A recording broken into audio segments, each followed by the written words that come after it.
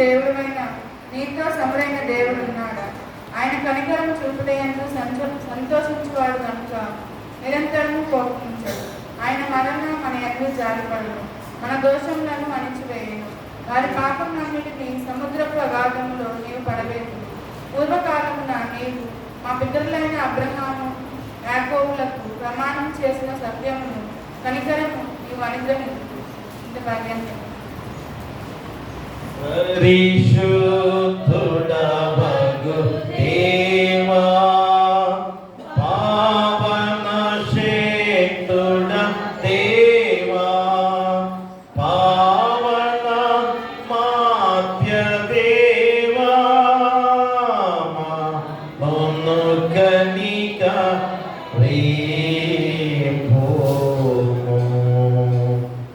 అలాగే పత్రిక పాఠ్యభాగం నుంచి అపోస్తల కార్యములు 9వ అధ్యాయము 1 నుంచి 18 వచనాలు. అపోస్తల కార్యములు 9వ అధ్యాయము 1 నుంచి 18 వచనాలు. ఈ దినంకి ఏర్పాటు చేయబడిన పత్రిక పాఠ్యభాగము అపోస్తల కార్యములు 9వ అధ్యాయం 1 నుంచి 18 వచనాలు ఇలాగ రాయబడింది. సౌలు ఇంకను ప్రభు యొక్క శిష్యులను బెదిరించుటయు హత్య చేయుటకును తనకు ప్రాణాధారమైనట్టు ప్రధాన యాజకుని ఎదుకు వెళ్ళి ఈ మార్గమందున్న పురుషులైనను స్త్రీలైన కనుగొని ఎడల వారిని బంధించి యెరూషలేముకు తీసుకొని వచ్చుటకు దమస్కులోని సమాజంలో వారి పత్రికలిమ్మని అడిగాను. అతడు ప్రయాణం చేయించు దమస్కు దగ్గరకు వచ్చినప్పుడు అకస్మాత్తుగా ఆకాశం నుండి ఒక వెలుగు అతని చుట్టూ ప్రకాశించును. అప్పుడు అతడు నేల మీద పడి సౌలా సౌలా నీవేళ నన్ను హింసించుచున్నావని తనతో ఒక స్వరం పలుకుట వినను. ప్రభువా, నీవెవడని అతను అడగగా ఆయన, నేను నీవు హింసించుచున్న యేసును, లేచి ఈ పట్టణంలోనికి వెళ్ళును. అక్కడ నీవు ఏమి చేయవల్ల అది నీకు తెలియబడ్డని చెప్పాను. అతనితో ప్రయాణం చేసిన మనుషులు ఆ స్వరము వినిరి గాని ఎవరిని చూడక మౌనులను నిలబడి సౌలు నేల మీద పడి లేచి కన్నులు తెరిచినని ఏమీ చూడకపోయిన కనుక వారు అతని చేయి పట్టుకుని దమస్కులోనికి నడిపించారు. అతడు 3 దినాల చూపు లేక అన్నపానములు ఏమీ పుచ్చుకొనక ఉండను. దమస్కులో అననీయ అను ఒక శిష్యుడుండెను. ప్రభు దర్శనమందు అననీయ అని అతన్ని పిలువగా అతడు, ప్రభువా, ఇదిగో నేనున్నానను.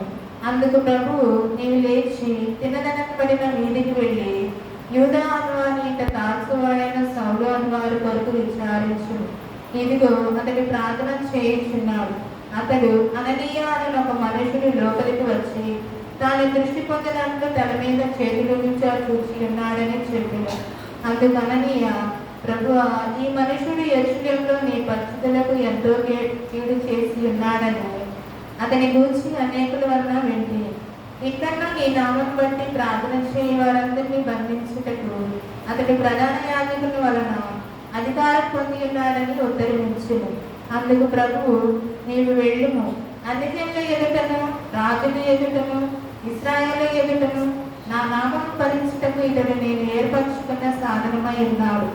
ఇతడు నా నామం కొరకు ఎన్ని శ్రమలు అనుభవించినను నేను ఇతన్ని చూపుదని అతనితో చెప్పాను. అననీయ వెళ్ళి ఆ ఇంట ప్రవేశించి అతని మీద చేతులుంచి, సౌలా, సహోదరుడా, నీవు వచ్చిన మార్గంలో నీకు కనబడిన ప్రభువైన యేసు నీవు దృష్టి పొంది పరిశుద్ధాత్మతో నింపబడినట్లు నన్ను పంపి ఉన్నాడని చెప్పాను. అప్పుడే అతని కన్నుల నుండి కొరల వంటి రాగలగా దృష్టి కలిగి లేచి బాప్తీసం పొందును. తర్వాత ఆహారం కూర్చుకొని బలపడను. ఇంతతో పత్రిక పాఠభాగం ముగించబడి ఉన్నది. హల్లెలూయా, హల్లెలూయా, హల్లెలూయా. సువార్త పాఠ్యభాగం నుంచి పరిశుద్ధ లూకా రాసిన సువార్త 15వ అధ్యాయము 11 నుంచి 32 వచనాలు. పరిశుద్ధ లూకా రాసిన సువార్త 15వ అధ్యాయము 11 నుంచి 32 వచనాలు. ఓ ప్రభువా, నీకు మహిమ కలుగును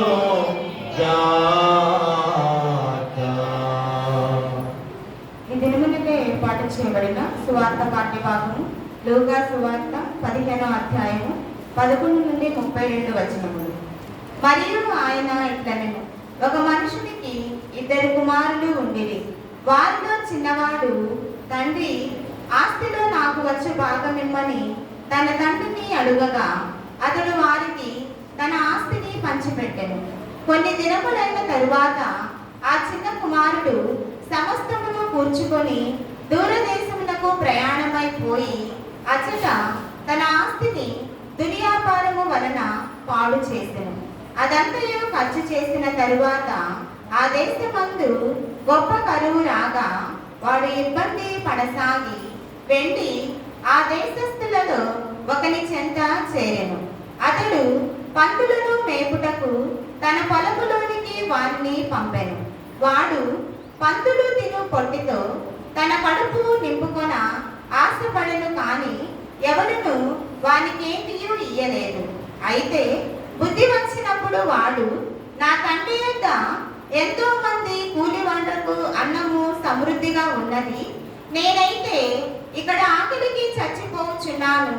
నేను లేచి నా తండ్రి యొద్దకు వెళ్ళి, తండ్రి, నేను పరలోకమునకును విరోధముగాను నీ ఎదుటను పాపము చేసితిని. ఇక మీదట నీ కుమారుడనని అనిపించుకొనుటకు యోగ్యుడను కాను. నన్ను నీ కూలి వారిలో ఒకనిగా పెట్టుకొనుమని అతనితో చెప్పుదుననుకొని లేచి తండ్రి యొద్దకు వచ్చెను. వాడింకా దూరముగా ఉన్నప్పుడు తండ్రి వానిని చూచి కనికరపడి పరిగెత్తి వాని మెడ మీద పడి ముద్దు పెట్టుకొనెను. అప్పుడు ఆ కుమారుడు అతనితో, తండ్రి, నేను పరలోకమునకు విరోధముగాను నీ ఎదుటను పాపము చేసిందిని. ఇక మీదట నీ కుమారుడనని అనిపించుకొనుటకు యోగ్యుడను కాననెను. అయితే తండ్రి తన దాసులను చూచి ప్రశస్త వస్త్రములు త్వరగా తెచ్చి వీనికి కట్టి వీని చేతికి ఉంగరము పెట్టి పాదములకు చెప్పులు తొడిగించుడి, క్రొవ్విన దూడ తెచ్చి వధించుడి, మనము తిని సంతోషపడుదుము. ఈ నా కుమారుడు చనిపోయి మరలా బ్రతికెను, తప్పిపోయి దొరికెనని చెప్పెను. అంతటా వారు సంతోషపడసాగిరి. అప్పుడు అతని పెద్ద కుమారుడు పొలములో ఉండెను. వాడు పొలము నుండి వచ్చుచు ఇంటి దగ్గరకు రాగా వాయిద్యములను నాట్యమును జరుగుట విని దాసులలో ఒకనిని పిలిచి ఇవి ఏమిటని అడుగగా ఆ దాసుని అతనితో, నీ తమ్ముడు వచ్చి ఉన్నాడు, అతడు తన యొద్దకు సురక్షితముగా వచ్చినందున నీ తండ్రి క్రొవ్విన దూడను వధించు ననెను. అయితే అతడు కోపపడి లోపలికి వెళ్ళనొల్లక పోయెను. కనుక అతని తండ్రి వెలుపలికి వచ్చి లోపలికి రమ్మని బతిమాలు కొనెను. అందుకతడు తన తండ్రితో, ఇదిగో, ఇన్నేళ్ల నుండి నిన్ను సేవించుచున్నానే, నీ ఆజ్ఞను నేనెన్నడూ మీరలేదే. అయినను నా స్నేహితులలో సంతోషపడినట్లు నీవు నాకెన్నడూ ఒక మేక పిల్లనైనను ఇయ్యలేదు. అయితే నీ ఆస్తిని వేశ్యలతో తినివేసిన ఈ నీ కుమారుడు రాగానే వీని కొరకు క్రొవ్విన దూడను వధించితివని చెప్పెను. అందుకతడు, కుమారుడా, నీవెల్లప్పుడూ నాతో కూడా ఉన్నావు, నావన్నీ నీవి, మనము సంతోషపడి ఆనందించుట యుక్తమే. ఈ నీ తమ్ముడు చనిపోయి తిరిగి బ్రతికెను, తప్పిపోయి దొరికెనని అతనితో చెప్పెను. ఇతడితో సువార్త పాఠ్య భాగము ముగించబడి ఉన్నది. ఓ క్రీస్తు నీకు స్తోత్రము కలుగును గాక. అందరం కలిసి అపోస్తల విశ్వాస ప్రమాణం చెప్పుకుందాం. భూమి ఆకాశములను సృజించిన సర్వశక్తి గల తండ్రి అయిన దేవుని నేను నమ్ముచున్నాను. ఆ ఏక కుమారుడును మన ప్రభువైన యేసుక్రీస్తును నమ్ముచున్నాను. ఈయన పరిశుద్ధాత్మ వలన గర్భమున ధరింపబడి కని అయిన మనకి పుట్టి పొంది పిలాతు అధికారం కింద శ్రమపడి సిలువ వేయబడి చనిపోయి సమాధి చేయబడిననియు అదృశ్య లోకములోనికి దిగిననియు చనిపోయిన వారిలో నుండి మూడవ దినమున లేచి పరలోకమునకెక్కి సర్వశక్తి గల తండ్రి యందు దేవుని కుడి చేతి వైపున కూర్చుండి ఉన్నాడనియు సజీవులకును మృతులకును తీర్పు చేయడానికి ఒకరిని వచ్చుననియు నమ్ముచున్నాను. పరిశుద్ధాత్మ నమ్ముచున్నాను. పరిశుద్ధ క్రైస్తవ సంఘముగు పరిశుద్ధ సహవాసమును పాపక్షమాపణయు శరీర పునరుద్ధానమును నిత్య జీవమును ఉన్నవని నమ్ముచున్నాను. ఆమేన్. దయచేసి కూర్చోండి. ఆంధ్ర క్రైస్తవ కీర్తన పుస్తకం నుంచి 638వ కీర్తన, చల కీర్తన పుస్తకంలో 147వ కీర్తన. మార్గము చూపుము ఇంటికి, నా తండ్రి నన్ను చూచి పరుగెడుచు ఏమించి నాపై బడి ఏడ్చెను. నవజీవమును గూర్చి ఇంటికి తోడుకొని వెళ్ళి నన్ను దీవించెను. నా జీవిత కథయంతా యేసు ప్రేమకు ధరలో సాక్ష్యమై యుందును. మార్గము చూపుము ఇంటికి, నా తండ్రి ఇంటికి. మాధుర్య ప్రేమ ప్రపంచము చూపించు కంటికి. మన తండ్రి దేవుని నుండి మన ప్రభువైన యేసుక్రీస్తు నుండి కృపయు సమాధానం మీకు కలుగును గాక. ఆమేన్. దయచేసి కూర్చోండి. ప్రియ దేవుని సంగమా, దేవునిలారా, మరి యొక్క ప్రాముఖ్యమైన సమయముగా ఈ పరిశుద్ధ విశ్రాంతి దినము క్రితం తర్వాతి 3వ ఆదివారములో ఎంతో ప్రాముఖ్యమైన లేఖనాలు మళ్ళా ఈరోజు గుర్తు చేస్తున్న దేవాతి దేవుడు. మరి ఎందుకనగా ప్రతి విశ్రాంతి దినములో ఈ జీవవాక్కుల ద్వారా మన జీవితాలు వెలుగొందే గొప్ప సమయము. మరి ఆ జీవవాక్కులే ఈ లోక విధానంలో మన జీవితాలని మోక్ష మార్గానికి నడిపించే గొప్ప మార్గం. కాబట్టి ప్రతి విశ్రాంతి దినము ఒక పరలోక రాజ్యపు గవిలో మనందరం కూడా ఉన్నామనేది మనం గుర్తు చేసుకోవాలి. ఈ యొక్క పరిశుద్ధ సన్నిధి మా రాబోయే పరలోక రాజ్యపు గవినిగా ఆలోచన చేసుకోవాలి. అందుకనే ఈ లోకములో దేవుడు మనకు అందించిన గొప్ప విధానంలో ఈ పరిశుద్ధ దేవాలయం ఎందుకు దేవుడు ఏర్పాటు చేశాడో పదే పదే ఎందుకు గుర్తు చేస్తున్నానగా, మరి మనందరం కూడా ఏకత్వంతో ఏక మనస్సుతో దేవుణ్ణి ఆరాధించుకునే గొప్ప విధానం అనేది దేవునికి ఇష్టమైన విధానం. మనం గృహంలో ఉంటే ఎవరి మనస్తత్వం వారిది, ఎవరి ఆలోచన వారితో మనం జీవిస్తాం. కానీ ఈ పరిశుద్ధ సన్నిధిలో, పరిశుద్ధాలయంలో మనందరం కూడా ఏక మనస్సుతో మనందరం కూడా ఆరాధించుకునే ఆరాధన దేవునికి ఇష్టమైన ఆరాధన. అందుకనే ఈ పరిశుద్ధ సన్నిధికి రావాలి అనేది ఎందుకు గుర్తు చేస్తుంది, ఎందుకు ఐక్యతతో అందరం కూడా ఒకే సంఘముగా ఉండాలి అనేది ఎందుకు తెలియజేస్తుంది, ఇవన్నీ కూడా గుర్తు చేసుకోవాలి. ఎందుకంటే ఇది ఇంచుమించు మనము మా 75 సంవత్సరాలు మనం అప్పుడే చెప్పాం కదా, ఇన్ని సంవత్సరాలుగా ఏర్పడిన ఈ సంఘము మరి ఎవరెవరో మార్గం చూపించే మార్గంలో నడవాల్సిన అవసరత లేదు. మరి ఎందుకు మీకు అవసరత వచ్చిందో మీకే తెలియాలి.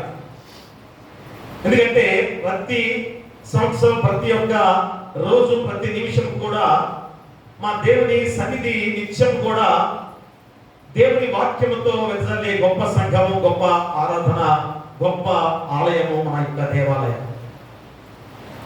మరి ఎన్ని వచ్చినా కానీ ఈ దేవాలయంలో ఎప్పుడైనా ఆగిపోయిందా? ఎంతమంది పాస్టర్లు వచ్చారో మీకే తెలుసు కదా. మంతటి పరిశుద్ధ సన్నిధిని ఏక సంఘముగా ఏక మనస్తత్వాలతో అందరం కూడా ఒకే సంఘముగా ఆరాధించుకోవాలని చెప్పే మాటలు ఎందుకు నిర్లక్ష్యం చేస్తున్నారో ఆలోచన చేసుకోవాలి. కాబట్టి ఈరోజు ఆ గొప్ప విధానం ద్వారా మన జీవితాలు ఎక్కడో మారు మనసు పొందలేని వారిగా జీవిస్తున్నామేమో ఆలోచన చేసుకోవాలి. అందుకని 3 లేఖన భాగాలలో మన చాలా ప్రాముఖ్యమైన మాటలు దేవుడు మనకి గుర్తు చేస్తున్నాడు. మరి 3 లేఖన భాగంలో కూడా చాలా ప్రాముఖ్యమైన మాటలు దేవుడు మనకు గుర్తు చేస్తున్నాడు. ఏమిటనగా మా మీకా ప్రవక్త ద్వారా ఎంత చక్కటి మాటలు ఈరోజు నీకు గుర్తు చేస్తున్నాడు అనగా, అయ్యా నేను క్షమించే దేవుడను, దయ చూపించే దేవుడను, మిమ్మల్ని రక్షించే దేవుడను నేనే గనక నా మాట వినండి అని ప్రవక్త ద్వారా చెప్పే గొప్ప మాటలు.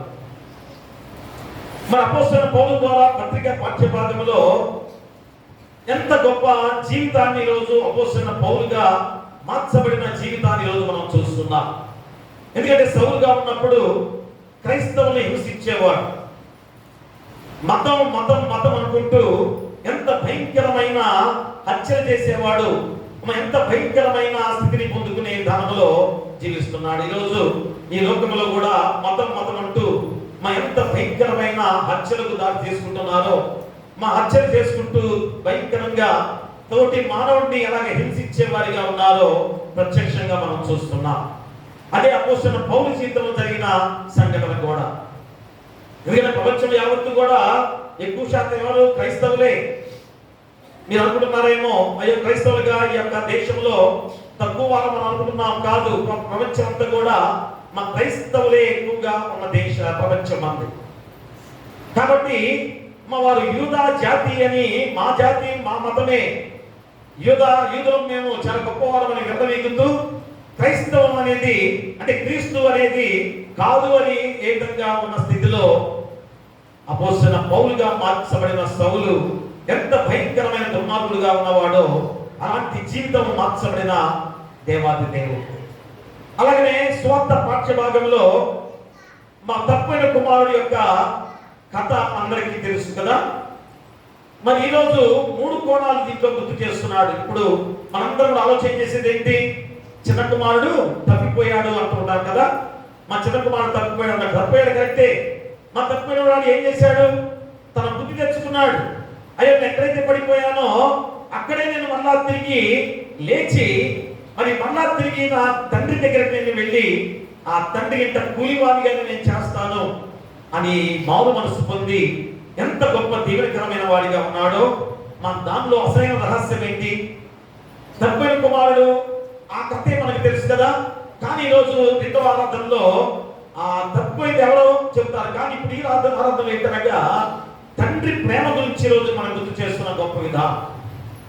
తప్పిపోయిన కుమారుడు విషయంలో మనం అనుకుంటున్నాం, కానీ ఆ తండ్రి ప్రేమ ఎంత గొప్పది, మా దేవుని యొక్క ప్రేమ ఎంత గొప్పది, దేవుని కటాక్షం ఎంత గొప్పది, అది మనం గుర్తు చేసుకోవాలి. అదే ఈరోజు ఈ లేఖన భాగాల్లో మనకు తెలియజేస్తున్న గొప్ప సందేశం. కాబట్టి ఈ తప్పిపోయిన కుమారుడు ఉపమానం అనేది చిన్నపిల్లలు మాకు సండే స్కూల్లో నేర్పించే కథ కదా. ఈ రోజు పెద్దానందంలో ఎందుకు ఈ కథ అని అనుకుంటున్నారేమో కదా. మా 3 సందర్భాలు దీంట్లో మనం గుర్తు చేస్తున్నప్పుడు, ఒకటేమో చిన్న కుమారుడు యొక్క జీవితము ఎలాగా మార్చబడి అంత గొప్ప స్థితికి పొందుకున్నాడో తెలియజేస్తున్నారు కదా. కానీ ఈ రోజు యొక్క మొదటి ఆరాధనలో తండ్రి ప్రేమ ఎంత గొప్పదో నిరూపించే గొప్ప స్థితి ఈ రోజు మనం చూస్తున్నాం. 2వ ఆరాధనలో తప్పిపోయిన కుమారుడు ఎవడో మనకి గుర్తు చేసే విధానం. కాబట్టి ప్రియులారా, ఈ 3 లేఖన భాగాలు పునరుద్ధరించి చక్కటి అంశాన్ని దేవుడు గుర్తు చేస్తున్నాడు. ఏమిటనగా మారు మనసు పొందుటయే దేవునికి ఆనందము. అది ఈరోజు మా అంశం. మా మారు మనసు పొందుటయే దేవునికి ఆనందం. చూసారా, దేవుడు ఎలాంటి ఆనందం పొందుకుంటాడు? ఏ విషయంలో ఆనందం పొందుకుంటాడు? మనుషులుగా నీవు నేను మనందరం కూడా మారు మనసు పొందే విధానంలోనే ఎక్కువ ఆనందపడే దేవుడుగా ఉన్నాడని గుర్తు చేస్తున్నాడు. ఎంత సంతోషం కదా. మా దేవుని ఆనందం ఎవరిలో ఉంది? నువ్వు మార్పు చెందటమే, మన నీ జీవితం పరివర్తన చెందటానికే మన దేవుడు ఆశించింది, దేవుడు కోరుకున్నది. దాని కొరకే దేవుడు శిలువ బలియాగముగా అర్పించుకుని ఇంత రక్షణ భాగ్యాన్ని మనకు అందించిన దేవాది దేవుడు. కాబట్టి ఆ గొప్ప అంశం ఏదనగా మారు మనసు పొందుటే దేవునికి ఆనందం. మూలవాక్యంగా లూకాసు వార్త 15వ అధ్యాయము 20వ వచనాన్ని చదువుకుందాం. వాడింకా దూరముగా ఉన్నప్పుడు తండ్రి వారిని చూచి కనికరపడి పరిగెత్తి వాని మెడ మీద పడి ముద్దు పెట్టుకునేను. చూసిన మూలవాక్యంలోనే తండ్రి ప్రేమ ఏంటో మనకు తెలుస్తుంది. మా తండ్రి యొక్క కటాక్షం ఏంటో మనకు తెలుస్తుంది. ఈరోజు ఏంటి రోజు? Father's day. చాలా సంతోషం, అందరికి తెలుసు ఈరోజు మా ఫాదర్స్ డే. ఎందుకంటే ఫాదర్స్ చాలా తక్కువ అంచనా వేసుకుంటారు కదా. మా తండ్రి ఎంత ప్రేమ, ఎంత గొప్ప ప్రేమో బయటికి వెళ్ళవచ్చని ప్రేమ తండ్రిది. కానీ బిడ్డలు ఏమనుకుంటారు? ఓ మా తండ్రి చాలా పెద్దవాడు అనుకుంటారు కదా. ఎందుకని యజమానుడిగా తండ్రిగా దండిస్తూ ఉంటాడు, బిడ్డల్ని దండిస్తూ ఉంటారు. ఎందుకంటే తల్లి అంతటి ప్రేమ గర్భాన మోసి పెంచింది కనుక ఆ బిడ్డని దండించలేదు, ప్రేమ ఎక్కువగా చూపిస్తుంది. ఆ ప్రేమ అవుతుంది చివరికి శత్రువుగా మార్చే విధానంలో ఆ ప్రేమ తల్లి చూపించే ప్రేమగా ఉండబోతున్న విధానం కొన్ని క్షణాల్లో కదా. అంటే అంత అన్ని విషయాల్లో కాదు. మన తల్లి కూడా చాలా మంది బిడ్డల్ని దండించేవారు ఉంటారు, కానీ అతి ప్రేమ చూపించే ఎక్కువగా స్త్రీలలో ఆ స్థితి ఉంది. కానీ పురుషుడిగా తండ్రిగా మా బిడ్డల్ని దండించే స్థితి ఖచ్చితంగా పురుషుడికి యజమానుడికి ఉంటుంది కదా. అది లోపల చూపించే ప్రేమ పైకి కనిపించదు. అయ్యో కుమారుని ఏంటి కొడుతున్నాడు, నా బిడ్డని ఏంటి కొడుతున్నాడు అని తల్లి కూడా అప్పుడప్పుడు బిడ్డకి అడ్డు వస్తుంటుంది కదా. అడ్డు వస్తుంది బిడ్డకి, చాలాసార్లు అడ్డు వస్తుంటుంది. కానీ తండ్రి పైకి చూపించకపోయినా కానీ ఆ లోపల ఎంత ప్రేమ ఉన్నది బట్టి ఆ బిడ్డను దండించేదా. అందుకే రోజు ఎంత చక్కగా చూడండి, ఈ ఫాదర్స్ డే రోజే ఈ యొక్క తండ్రి ప్రేమ గురించి మనకు వచ్చిన గొప్ప సందర్భాన్ని కూడా మనకు తెలియజేసే గొప్ప విధానం. కాబట్టి ప్రియ వివరా, మరి తల్లిదండ్రుల విషయంలో బిడ్డలు ఎలాంటి స్థితిలో ఉన్నారు ఈరోజు, ఏ రీతిగా బిడ్డలు ఉన్నారో ఒకసారి ఆలోచన చేసుకోవాలి. కాబట్టి తండ్రి ప్రేమ ఎలాంటిదో నీకు నిరూపిస్తున్నాడు ఈరోజు. అదే మన మూలవాక్యం కూడా. వాడింకా దూరంగా ఉన్నప్పుడు తండ్రి వారిని చూచి కనికరపడి పరిగెత్తి వారిని మెడ మీద పడి ముద్దు పెట్టుకునేను. అంటే బిడ్డలు మర్చిపోయాడు అనుకుంటారు అందరూ కూడా. కాదు అమ్మ, 24 గంటలు కూడా కళ్ళు తెరిచి పైన అంతస్తు మీద ఎదురు చూస్తున్నాడు. బిడ్డ ఎప్పుడు వస్తున్నాడు, అయ్యా నా బిడ్డ ఎప్పుడు తిరిగి వస్తాడు, నా బిడ్డ ఎప్పుడు వస్తాడా అని చెప్పేసి ఎలాగ ఎదురు చూసే తండ్రి ఈరోజు మా గుర్తు చేసే గొప్ప సందర్భం. కాబట్టి ప్రియా దేవుడారా, ఈరోజు మారు మనస్సు కలిగిన జీవితాలు మా బిడ్డలకు ఉండాలి. ఎప్పుడైనా కానీ మన జీవితాలు ఎలాంటి మారు మనసు పొందుకునే వారిగా ఉండాల్సిన పరిస్థితి ఏమిటనగా, ఈరోజు పెద్దవారైనా కానీ తండ్రి ఎవరు మనకి? మా పెద్దవారైనా మన తండ్రి ఎవరు? దేవుడే, మా దేవాది దేవుడు. కాబట్టి మనందరం కూడా మారు మనసు పొందే స్థితి ఈరోజు ఖచ్చితంగా ఉండాలి. కాబట్టి ఈరోజు ఈ యొక్క అనుబంధమైన విధానంలో మన యొక్క లోక విధానంలో జీవించే తండ్రిని పోల్చి ఈ వాక్యాన్ని మనం సిద్ధపరిచిన దేవాది దేవుడు. కాబట్టి మా పాపి ఎప్పుడైతే దైవానికి దూరం అయ్యాడో, ఎక్కడ పడిపోయాడో చూడ, పాపల జీవితంగా మన జీవితాలు ఏమైపోయినా ఈరోజు నీ గుర్తు చేస్తున్నాడు. పాపులుగా మనందరం కూడా ఎప్పుడైతే దైవానికి దూరం అయ్యామో, ఎక్కడైతే మనం పడిపోయామో ఆలోచన చేసుకోవాలి. అంటే మరి పాపి మారు మనస్సు ఎక్కడైతే పడిపోయాడో అక్కడే మళ్ళా తిరిగి పొందుకోవాల్సిన బాధ్యతను ఈరోజు గుర్తు చేస్తున్నాడు. కాబట్టి అపోస్తలుడైన పౌలు జీవితాన్ని మనకు క్లియర్ గా చూపిస్తున్నాడు. ఎక్కడ పడిపోయాడు? మా తప్పైన చిన్న కుమారుడు ఎక్కడ పడిపోయాడు? చూడు, ఎక్కడైతే పడిపోయాడో అక్కడే మళ్ళా తిరిగి ఆ యొక్క దేవుడి సన్నిధికి చేర్చబడిన గొప్ప విధానాన్ని మనం గుర్తు చేస్తున్నారు. మా తండ్రి దగ్గరికి చేర్చబడిన గొప్ప విధానం మనం గుర్తు చేస్తున్నాం. అందుకనే తన పాపస్థితి ఎరిగి పరితాపంతో తండ్రి క్షమించి చేర్చుకుంటాడని ఓ చిన్ని ఆశతో తండ్రి ఇంటి వైపు ప్రయాణిస్తుండగా తండ్రి ప్రేమ విలువ కట్టలేని ప్రేమ. ఏమనుకున్నాడు? అయ్యా నేను వెళ్ళి నా తండ్రి ఇంత కూలివాడిగా అయినా నేను ఉంటాను, ఒక కూలివాడిగా నేను ఉంటాను. ఎందుకంటే మా తండ్రి ఇంత అనేక మంది కూలీలుగా సేవ చేస్తున్నారు కదా. అలాంటి కూలివాడిగా నేను ఉంటాను. ఆ కూలి వాళ్ళు కూడా మా తండ్రి ఇంత ఎంత చక్కగా ఉంటున్నారో ఆ స్థితినైనా పొందుకోగలనని చెప్పేసి ఎంత ఆశతో, ఆమె చిన్న ఆశ లోపల ఆ ఆశతో వెళ్ళిన ఆ యొక్క బిడ్డకు, చిన్న కుమారుడికి ఎంత గొప్ప ఆధిక్యత లభించిందో మనం గుర్తు చేస్తున్నాడు. కాబట్టి ప్రియ మా తండ్రి ప్రేమ ఎలాంటిది? అనిర్వచనీయము, హద్దులు లేని ప్రేమ. దాన్ని గ్రహించలేని వారు ఈరోజు చాలా మంది ఉన్నారు. మా బిడ్డలు ఎవరు కూడా గ్రహించలేకపోతారు కదా.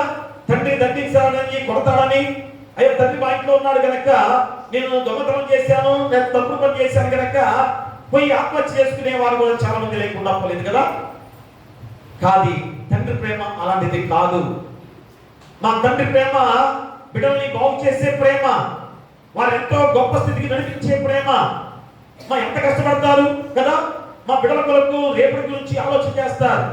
అంటే ఇప్పుడు కొద్దిగా స్త్రీలు ఆలోచన చేస్తున్నారని కానీ ఆర్థిక ఇబ్బందుల వల్ల మా దేవుడు నిర్ణయించిన ప్రకారంగా పురుషుడైన వాడు, యజమానుడు వాడు ఏం చేస్తాడు? మా ప్రతి విషయంలో ఆలోచన చేస్తాడు. రేపు వస్తే ఏంటి అయ్యా నా బిడ్డ చదువు విషయంలో ఆర్థికంగా నేను ఎలాగ సమకూర్చాలి, లేకపోతే నా కుటుంబ భారాన్ని ఎలాగ నడిపించుకోవాలి, నా జీవన స్థితిని ఎలాగ నడిపించుకోవాలి, ఇవన్నీ ఆలోచనలు కదా. ఒక ఆలోచన కాదు, చాలా చాలా ఆలోచనలు మధ్యలో మెదిలే గొప్ప విధానమే తండ్రి జీవితం.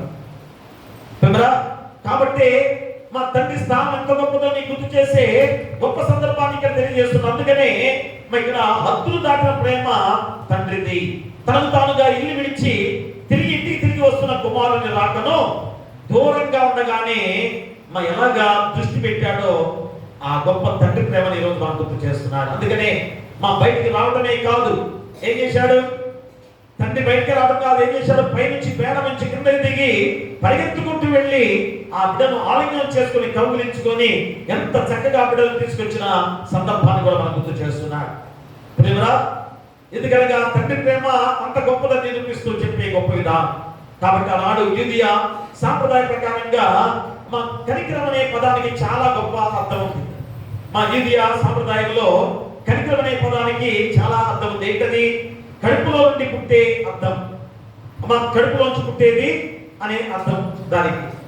కనికరం అనే మాట అర్థం ఏంటి? కడుపులోంచి వచ్చేది అంటే కడుపులోంచి వచ్చినంత అర్థం ఏంటి? లోతైన ప్రేమ. లోతైన ప్రేమ, ఇక ఎప్పుడు కూడా తీసివేయలేని ప్రేమ. అది తండ్రికి ఉండే గొప్ప ప్రేమని ఈరోజు మనం గుర్తు చేస్తున్నాడు. అంటే ఇక్కడ లోకపరమైన తండ్రికి గుర్తు చేస్తున్నాడు, కానీ అసలైన తండ్రి ఎవరు? దేవాది దేవుడు. ఆ దేవుని ప్రేమ ఎలాంటిదో నీకు ఈ చక్కటి ఉపమానం ద్వారా నీకు గుర్తు చేస్తున్న గొప్ప విధానం. అందుకని తనకు దేవుని ప్రేమలోని ఆ ఆనందము ఎప్పుడు కలుగుతుంది? మా దేవుడికి ఆనందం ఎప్పుడు కలుగుతుంది? ఎప్పుడైతే తన బిడ్డలు మారు మనసు పొందుకొని తిరిగి వస్తారో అంతటి ప్రేమ, ఎనలేని ప్రేమ తండ్రికి కలిగే ప్రేమ. ప్రేమరా, ఈరోజు అదే మన యొక్క వాక్య భాగంలో మనం చూపించే గొప్ప విధానం ద్వారా ఇప్పుడైనా కానీ మన జీవితాలు మారు మనసు పొందుకొని దేవుని వైపు తిరిగే వారుగా మనం జీవిస్తున్నామా? మా యుపానంలో తప్పిన కుమారుడు, చిన్న కుమారుడు ఎలాగా తన బుద్ధి తెచ్చుకొని తన తండ్రి దగ్గరికి ఎలాగా వచ్చినప్పుడు ఆ తండ్రి ఎలాంటి గొప్ప విందు ఏర్పాటు చేశాడో, ఎంత గొప్పగా వస్త్రాన్ని తొలగించాడో, ఉంగరాన్ని తొలగించాడో, చెప్పుల జోడు తొలగించాడో ఈరోజు మనందరికీ తెలుసు కదా. అంతకన్నా గొప్ప స్థాయి, గొప్ప స్థితిలో దేవాది దేవుడు తండ్రిగా నేను ఉంచబోతున్నాడు. అదే ఈ ఉపమానం ద్వారా నీకు చెప్పే గొప్ప నీతి. కాబట్టి ఈరోజు మారు మనసు పొందుటే దేవునికి ఆనందము. నువ్వు ఎప్పుడైతే మారు మనసు పొందుకునే జీవితం కలిగి ఉందో అప్పుడు దేవునికి ఆనందం. అప్పుడు దాకా దేవునికి ఆనందం లేదు. కాబట్టి నువ్వు మారు మనసు పొందుకోవాలంటే ఏం చేయాలి? మారు మనసు అంటే ఏం చేస్తే అర్థం? మారు మనసు కలిగే జీవితం అంటే ఎలా ఉంటుంది? అదే ఈ 3 లేఖన భాగాల ద్వారా నీకు గుర్తు చేస్తున్నాడు. ఒకటి, మా పాపంలో నుండి చనిపోయి నూతనంగా బ్రతుకుతా. మొట్టమొదటి ఏంటి?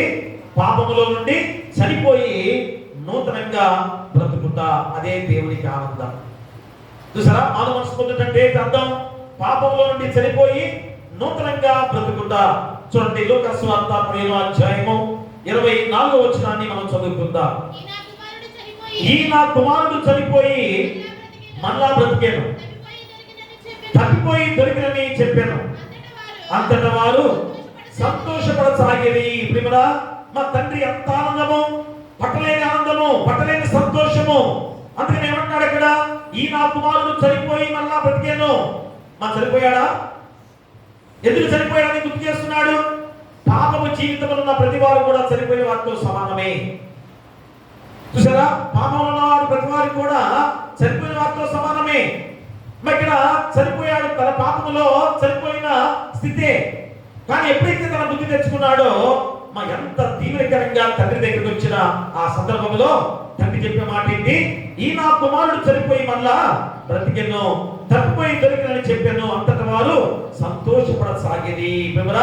మరి ఉపానంలో తప్పిపోయిన కుమారుడుగా మనం వింటున్నాం. ఇది ఎప్పుడో చిన్నప్పుడు సండే స్కూల్లో సండే స్కూల్ టీచర్ చెప్పే కథగా అనుకుంటాం కదా. కానీ మన జీవితాలకి ఎంతో అవసరమైన గొప్ప ఉపమానంగా మనం గుర్తు చేసుకోవాలి.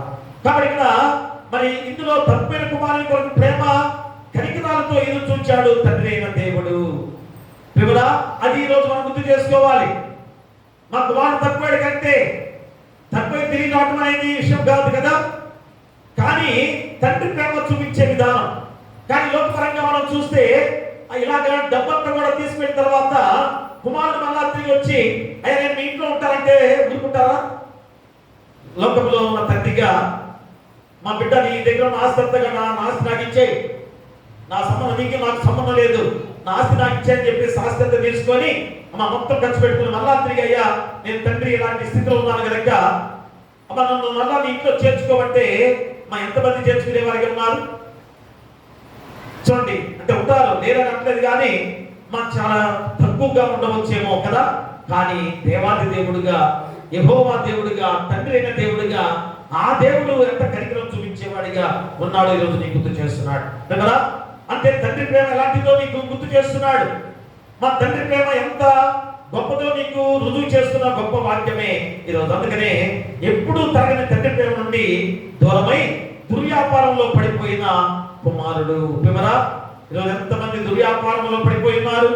చూడండి 13వ వచనాన్ని మనం చదివినట్లయితే, కొన్ని దినములైన తరువాత ఆ చిన్న కుమారుడు సమస్తమును కూర్చుకొని దూర దేశంలో ప్రయాణమైపోయి అతను తన ఆస్తిని దుర్వ్యాపారం వలన పాడు చేశాను. దుర్వ్యాపారం అంటే ఏంటి? అమ్మ ఇక్కడ ఏమైనా వ్యాపారం చేశాడా? అమ్మ ఏ వ్యాపారం చేశాడు? చూడండి అక్కడ 30వ వచనంలో మనం గుర్తు చేస్తున్న ఏ వ్యాపారం చేశాడు? దుర్వ్యాపారం అనగా, అయితే నీ ఆస్తిని వేశ్యలతో పిలివేసిన ఈ నీ కుమారుడు లాగానే వీడి కొరకు తొగిన పశువును వధించింది అని చెప్పాను. చూసారా, మా పెద్ద కుమారుడు ఈర్ష్య, అసూయ, ద్వేషాలతో మా చిన్న కుమారుడు ఏం చేశాడు? ఆ డబ్బంతా కూడా ఏం చేశాడు? వేశ్యలతో ఏ విధంగా డబ్బులంతా ఖర్చు పెట్టిన సందర్భాన్ని గుర్తు చేస్తున్నాడు. అంటే దుర్వ్యాపారం అనగా ఏంటి అర్థము? వేశ్యలతో సాంగత్యం చేసే విషయంగా మనం గుర్తు చేస్తున్నాడు. అందుకనే మా వేశ్యలతో గడపడం అనగా వ్యభిచారము. ఎంత భయంకరంగా ఈ లోకములో వ్యభిచారం భయంకరంగా తాండవిస్తుందో మీ అందరికీ తెలుసు కదా. అలాంటి వ్యభిచారము మా దుర్వ్యాపారముగా మోషే ద్వారా ఆనాటి ఇశ్రాయేలుకు ఇవ్వబడిన ఆజ్ఞలలో వ్యభిచరించవద్దు అని చెప్పబడిన వాక్యం ఎంత ప్రాముఖ్యమైందో మర్చిపోయారా? మన నిర్గమాకాండములో 20వ అధ్యాయంలో 14వ వచనంలో ఏమని రాసింది? అక్కడ వ్యభిచరించవద్దు. మా మోషే ధర్మశాస్త్రంలో ఇచ్చిన ఆజ్ఞలో ఎంత ప్రాముఖ్యమైన ఆజ్ఞ.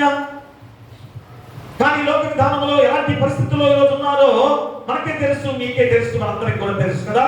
కాబట్టి మా మోషే ఆనాడు ఇచ్చిన ధర్మశాస్త్రం ద్వారా, మా దేవాది దేవుడు ఇచ్చిన ఆ యొక్క ఆజ్ఞల ద్వారా ఈ వ్యభిచరించవద్దు అన్న ఆ భయంకర ఆజ్ఞ ఈరోజు లోకంలో ఎంత భయంకరంగా ఉన్నదో ఆలోచన చేసుకోవాలి. అదే సామెత గ్రంథము 29వ అధ్యాయం చూడండి. సామెత గ్రంథము 29వ అధ్యాయం మనం ఒకసారి చదువుకుందాం. 29వ అధ్యాయంలో 3వ వచనం చదవండి. జ్ఞానమును ప్రేమించువాడు తన తండ్రిని సంతోషపరుచును, వేశ్యలతో సాంగత్యము చేయువాడు అతని ఆస్తిని పాడు చేయను. ప్రేమరా, జ్ఞానమును ప్రేమించువాడు తన తండ్రిని సంతోషపరచును, వేశ్యలతో సాంగత్యము చేయువాడు అతని ఆస్తిని పాడు చేయను. ప్రేమరా, ఆస్తి ఎలాగా నష్టపోతుందో ఈ లోకమందరికీ కూడా తెలిసిన విషయమే కదా. మరి చిన్న కుమారుడు ఇదే చేసిన సందర్భాన్ని మనం తెలియజేస్తున్నారు. కాబట్టి ఈ తప్పిన కుమారుడు ఉపమానంలో ఎంత గొప్ప అర్థం ఈరోజు లోకానికి అందిస్తున్నాడో ఈరోజు ఆలోచన చేసుకోవాలి. కాబట్టి మా చిన్నపిల్లలు మొదలుకొని చనిపోయే ముసలి వారి వరకు కూడా ఈ విషయంలో పడిపోయిన స్థితిలోనే ఉన్నారు కాదా? మా చిన్న పిల్లలు కూడా కలిస్తే ఎలాంటి పరిస్థితులు ఉన్నారో ఆలోచించేయండి ప్రియులారా. అందుకని ఆదికాండం 12వ అధ్యాయంలో 4, 5, 8 వచనాలు మీరు ఇంటిగా చదువుకోండి. ఏంటక్కడ మన లోతు విషయంలో మనం గుర్తు చేస్తున్నాడు. ఎందుకంటే భయంకరమైన జీవితాలతో బిడ్డలు ఉన్నారు, చిన్న బిడ్డలుగా ఉన్నారు, పెద్దవాళ్ళు మొత్తం చదువుతారు. ఎందుకంటే ఇప్పుడు మన బిడ్డలకు కూడా తెలియాలి, చిన్న బిడ్డల పరిస్థితి ఎలా ఉందో కూడా ఆలోచన చేసుకోవాలి. చూడండి 12వ అధ్యాయం చూడండి. వాడు పండుకొనక ముందు ఆ పట్టణస్థులు అనగా సొదొమ మనుష్యులు, బాలులను, వృద్ధులను, ప్రజలందరూ నలుదిక్కుల నుండి గుడి వచ్చి ఆ ఇల్లు చుట్ల వేసి లోతును పిలిచి, ఈ రాత్రి నీ యొద్దకు వచ్చిన మనుషులు ఎక్కడా? మేము వారిని కూడినట్లు మా యొద్దకు వారిని వెలుపలికి తీసుకొని రమ్మని అతనితో చెప్పగా. ప్రియులారా, ఏంటి ఇక్కడ? ఎవరి మనుషులు? ఎవరు వచ్చారు ఇక్కడికి? లోతు ఇంటికి ఎవరు వచ్చారు? దూతలు వచ్చి ఉన్నారు కదా. మా దూతలు ఎలా ఉంటారు? అందమైన ఆడపిల్లల ముఖంతో ఉంటారు. అంతకన్నా మా గొప్ప సౌందర్యం కలిగిన దూతలుగా, పరలోక సైన్య సమూహాలుగా ఉన్న దూతలు అంతటి చక్కటి వాడిగా దూతలు ఉంటారు కదా. ఆ దూతలు లోతు ఇంటికి వచ్చారు. మా లోతు ఇంటికి వచ్చారు, చూసారా? అంటే వారిని చూడంగానే ఇక్కడ బాలులు ఎవరు అక్కడ చూడండి ఒకసారి. వాడు పండుకున్న ముందు అనగా సొదొమ మనుషులు, బాలులను, వృద్ధులు. ఎంత భయంకరమైన స్థితి అన్నాడుందో ఒకసారి చూడండి. మా బాలులు, వృద్ధులందరూ కూడా ఆ దూతలు అక్కడ పడిపోయి మరి అంతటి భయంకరంగా వారిని ఆడమనుషులు అనుకున్నారు, ఆడపిల్లలు అనుకొని ఆ ఇంటికి వెళ్ళిపోయి తలుపులు బాగుతూ ఉన్నారు. లోతు ఇంటికి వెళ్ళి ప్రియులారా చూడండి, ఆలోచన కూడా చదవండి ఒకసారి. లోతు వెలుపల ద్వారం ఉంటున్న వారి దగ్గరికి వెళ్ళి తన తలుపు తీవేసి, అన్నదారా ఇంత పాతకం కట్టుకోనుకుని. చూసారు ప్రియులారా, లోతు ఎంత బాధపడుతున్నాడో. ఎందుకంటే వారు వచ్చిన వారు దైవ సంబంధమైన వారని తెలుసుకున్న వారు కనుక వారిని ఎంతగా కాపాడే ప్రయత్నం చేస్తున్న సందర్భాన్ని కూడా అక్కడ తెలియజేస్తున్నారు. అంతేగాని అయ్యో నా కుమార్తెలను మీకు ఇస్తామంటే తప్పుడు విషయం కదా. నా కుమార్తెలు పంపిస్తారంటే ఏంటి?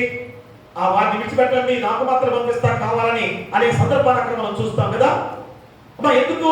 దైవజనులుగా దేవునికి సంబంధించిన వారు కనుక నా కుమార్తె అయినా పర్లేదు కానీ ఆ దైవజనులుగా వచ్చిన వారిని విడిచిపెట్టండి అని చెప్పే సందర్భమే, అంతేగాని నా కుమార్తెను పంపిస్తానని కాదు అక్కడ. బాలులు, సొదొమ మనుష్యులు, వృద్ధులు అందరూ కూడా భయంకరంగా తలుపులు పాల్గొట్టే సందర్భం వచ్చేసింది కదా. అప్పుడు వెంటనే మా దూతలు ఏం చేశారు? ఆ లోతును లోపలికి లాగేసి ఆ తలుపు మూసేసి ఆ తలుపు ద్వారం తెలియకుండా కనుమరుగు చేశారు. ఇక ద్వారం కనపడలేదు వారికి. ఎక్కడ ఇంటికి ద్వారం ఎక్కడ ఉంది అని ఎటు చూసినా కదా ఎక్కడ ద్వారం కనపడలేదు. ప్రియులారా, అక్కడ నుంచి లోతును తప్పించడానికి ఆ దూతలు వచ్చారు. ఎందుకని? అక్కడ అగ్ని గంధకాలు కురిపించి ఆ పట్టణాన్ని నాశనం చేయడానికి వచ్చిన సందర్భంలో. ఎందుకని ఇంత భయంకరమైన చేస్తూ ఉన్నారు? పిల్లలతో సహా ఎంత చనిపోయారు, ఎంత భయంకరమైన స్థితిలో ఉన్నారు జనాంగము. కాబట్టి ఇక లాభం లేదు, సొదొమ గొమొర్రా మీద ఈ అగ్ని గంధకాలు కురిపించాల్సిందని దేవుని ఉగ్రత వచ్చినప్పుడు మా దేవుని మనుషులుగా ఉన్న వారిని కాపాడవద్దా? వారిని కాపాడటానికి మా దూతలు వచ్చి ఆ లోతు భార్యని, వారికి ఇచ్చిన 2 కుమార్తెలను, అల్లులను తీసుకెళ్లాలని ప్రయత్నం చేసిందా. కానీ మా కాబోయే అల్లులుగా ఉన్న అల్లుళ్ళు మేము రామని చెప్పేసి అన్నారు కదా. ఎగతాళి చేశారు. చూడండి 8వ వచనంలో, ఇదిగో పురుషులు కూడా మీ 2 కుమార్తెలు ఉన్నారు. జనమైతే వారిని మీ యొద్దకు వెలుపలికి తీసుకుని వచ్చినను వారిని మీ మనసు వచ్చినట్టు చేయుడి. ఈ మనుషులు నా ఇంటికి నీడకు వచ్చి ఉన్నారు కనుక వారిని మీరు ఏమి చేయకూడదని చెప్పినప్పుడు వారు నీవు అవతలికి పొమ్మన్నది. మరియు వారు వీడెవడో మనలోకి పరదేశిగా వచ్చి తీర్పరగాలండ చూస్తున్నాడు కాగా వారికంటే నీకు ఎక్కువ కీడు చేసామని చెప్పి లోతు ఆ మనుషుల మీద దుడ్డిగా పడి తలుపు పగలగొట్టడానికి సమీపించింది. అది దాని తలుపు చెప్పిన అదంతా కూడా ఉంది అక్కడ. మా తర్వాత 15వ వచనం, 16వ వచనం, 17వ వచనాల్లో ఎలాగ కాపాడాడో. ఇందులో లోతు భార్యగా ఆ సొదొమ గొమొర్రా వైపు చూడొద్దు, మీరు వెనక్కి తిరగకుండా వెళ్ళిపోండి అంటే మా లోతు భార్య కూడా ఆ యొక్క సొదొమ గొమొర్రా పట్టణాన్ని ఆశించిన స్త్రీగా ఉన్న విధానం. అంటే అది కూడా ఆలోచన చేసుకోవాలి. నేను చెప్పకూడదు ఇక. అంటే ఎలాంటి స్థితిలో ఆ గ్రామంలో ఆ పట్టణంలో ఆ స్త్రీ కూడా ఉండదు. ఆ దూతలు ఏం చెప్పారు? అమ్మ మీరు వెనక్కి తిరగకుండా చూసి వెళ్ళి చూడకుండా వెళ్ళిపోండి అన్నప్పుడు లోతు కుమార్తెలు వారు చూడకుండా కూడా వెళ్ళిపోతున్నారు కదా. కానీ లోతు భార్య మటుకు అయ్యో ఈ పట్టణంలో నేను ఎంతో ప్రేమించిన పట్టణంగా ఉంది కదా, ఈ పట్టణాన్ని ఎలాగా నాశనం అయిపోయే స్థితిలోకి ఎలాగా దిగజారిపోతుందని ఒక్కసారి తిరిగి చూసింది. ఏమైపోయింది? ఉప్పు స్తంభముగా మార్చబడిన స్థితి. ప్రేమరా ఎంత భయంకరంగా ఉన్న స్థితి. అందుకని ఈరోజు అలాంటి పరిస్థితిగా ఉన్న ఆ స్థితిని ఒక్కసారి గుర్తు చేసే సందర్భంలో మా చిన్న కుమారుడు ఎలాంటి తప్పిదం చేసిన వాడిగా ఉన్నాడో తెలియజేసే విధానం అంటే దుర్వ్యాపారం అనేది మా వ్యభిచారమైన విధానంలో ఉన్న సందర్భాన్ని తెలియజేస్తున్నాడు. అంటే ఈరోజు లోకం కూడా ఎలాగుంది? మా దుర్వ్యాపారం అనగా వ్యభిచారం, ఇక్కడ దుర్వ్యాపారం అనగా ఇంకోటి కూడా ఉంది. ఏంటది? మద్యముతో మత్తులయ్యుండుట. చూడండి, వ్యభిచారము మద్యము ఈ రోజు లోకంలో ఎలాగా భయంకరంగా ఉందో అందరికి తెలుసు, అవునా కాదా? మీకు మీ మనసులకే తెలుసు, మనందరికి కూడా తెలుసు. కాబట్టి ఈరోజు దుర్వ్యాపారం అనగా ఈ రెండు కూడా మద్యముతో మత్తులైనట మనందరం కూడా గమనించే విధానం. అందుకని ఎఫెసీయులకు రాసిన పత్రిక 5వ అధ్యాయం చూడండి ఒకసారి. ఎఫెసీయులకు రాసిన పత్రిక 5వ అధ్యాయము 18వ వచనాన్ని చదువుకుందాం. మరియు మద్యముతో మత్తులైయుండకుడి, దానిలో దుర్వ్యాపారము కలదు. ప్రియరా, దుర్వ్యాపారం అంటే వ్యభిచారము మద్యము, ఈ రెండు కూడా మన లోకంలో మనుషులని ఎంత పత్రాస్థితికి దిగజార్చిందో మనందరికీ తెలుసు. అందుకనే మా ప్రస్తుత దినాల్లో ఏ కార్యక్రమైనా కానీ త్రాగులు ఉండాల్సిందే కదా.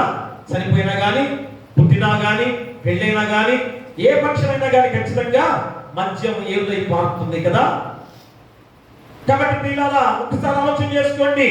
ఈరోజు దేవుని సంబంధమైన మనుషులుగా మా ఆత్మీయమైన జీవితాలతో ఉన్న మనందరం కూడా ఎలాంటి స్థితిలో ఈరోజు మనం ఉన్నామో ఆలోచన చేసుకోవాలి.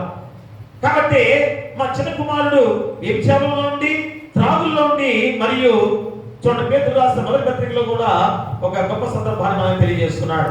పేతురు రాసిన మొదటి పత్రిక 4వ అధ్యాయము 3-4 వచనాలు. 4వ అధ్యాయం 3-4 వచనాలు. మనము పోకిరి చేష్టలు, దురాశలు, మద్యపానము, అల్లరితో కూడిన ఆటపాటలు, త్రాగుబోతుల విందులు, చేయదగిన విగ్రహ పూజలు మొదలైన వాటి యందు నడుచుకొనొచ్చు అన్యజనుల ఇష్టం నెరవేర్చుచుండుటకు గతించిన కాలమే చాలును. అపరిమితమైన ఆ దుర్వ్యాపారమునందు తమతో కూడా మీరు పరిగెత్తకపోయినందుకు వారు ఆశ్చర్యపడుచు మిమ్మును దూషించుచున్నారు. చూసారా, అపరిమితమైన ఆ దుర్వ్యాపారం అంటే ఇక్కడ దుర్వ్యాపారం వ్యభిచారము, మద్యము, ఇంకేంటి పోకిరి చేష్టలు, దురాశలు, మద్యపానము, అలర్తో కూడిన ఆటపాటలు, త్రాగుబోతుల విందులు, చేయదగని విగ్రహ పూజలు, ఇవన్నీ కూడా దుర్వ్యాపారంలో ఉన్న భాగాలే. కాబట్టి ఈ తప్పైన చిన్న కుమారుడు ఎలాంటి స్థితిలో ఉన్నాడో ఆలోచన చేసుకోవాలి. అందుకనే ఈ దుర్వ్యాపారం సంబంధించిన వాటి నుండి ఈ చిన్న కుమారుడు తెలివి తెచ్చుకున్నాడు. అయ్యో నేను ఏ స్థితిలో ఉన్నాను? ఈరోజు కూడా చాలా మంది అలాంటి పరిస్థితుల్లోంచి ఎవరైతే తిరిగి మంచి మార్గంలో ఉన్నారో అలాంటి వారందరూ కూడా గొప్పవారైపోయారు. ఆలోచించేయండి, ఎంతమంది అలాంటి వారు ఎలాంటి గొప్ప స్థితికి వచ్చారో ఒకసారి ఆలోచన చేసుకోండి. కానీ ఇంకా వృద్ధాప్యంలో వరకు కూడా అదే స్థితిలో ఉన్న వారు ఏమైపోతున్నారు? తన కుటుంబాన్ని, తన బిడ్డలను కూడా ఎంత భయంకర స్థితిలో నెట్టింపజేశారో ఆలోచన చేసుకోవాలి. ఉదాహరణకి ఎవరినో బయటలో చెప్పక్కర్లేదు, మా సొంత మేనమామని మేము చెప్పుకోగలం. ఎందుకంటే భయంకరంగా తాపి మేస్త్రి, రైల్వే స్టేషన్ మాస్టర్ గారికి తాతయ్య గారు అబద్ధపడిన వారు రైల్వే స్టేషన్ మాస్టర్ అయినా కానీ బిడ్డలు ఏ మాత్రం కూడా కొద్ది చదువు చదివించారు. రైల్వే స్టేషన్ మాస్టర్ అయితే ఏమైంది? ఆ కుమారుడిని ఏ విధంగా చదివించకపోతే తాగుడు గలవాడు పడిపోయారు. భయంకరంగా వివాహం చేసుకుని 3 కుమారులు పుట్టారు. 3 కుమారులే. కానీ ఏమైపోయింది? చివరికి తండ్రి చివరిదాకా కూడా తాగుతుండేసరికి ఆ 3 బిడ్డలు కూడా 2 కళ్ళ ముందే చనిపోయారు. ఒక్కడు మిగిలిన చివరికి ఆ బిడ్డ కూడా కొన్ని సంవత్సరాల క్రితం చనిపోయాడు. ఇప్పుడు ఎవరు లేరు, మొత్తం కూడా కుటుంబం అంతా కూడా సర్వనాశనం అయిపోయినంత. చూసారా? అంటే అంత భయంకరమైన స్థితి ఈరోజు ఈ దుర్వ్యాపారం వల్ల కలిగే స్థితి ఎంతో చూడండి. అలాంటి మా పరిస్థితుల్లో ఈ చిన్న కుమారుడు చేసిన గొప్ప విధానానికి మనం గుర్తు చేసుకునేదా. ఎందుకంటే దూరదేశంలో ధనం హరించిపోయి మా వట్రవాడిపోయాడు. చూడండి, ఎక్కడికో వెళ్ళిపోయాడు. డబ్బులు ఉండేసరికి విచ్చలవిడిగా తిరిగాడు. ఆ డబ్బంతా కూడా ఖర్చు చేస్తున్నాడు. మా పరిస్థితి ఏమైపోయింది ఇప్పుడు? ఆ తండ్రి ఎంతో సుకుమారంగా పెరిగాడు కనుక ఏ పని చేత కాదు ఆ బిడ్డకి. ఇలాంటి కూలి పని కూడా చేత కాదు. ఏం చేయాలి? ఆ భయంకర స్థితిలో ఆకలి అనేది ఆగుతుందా?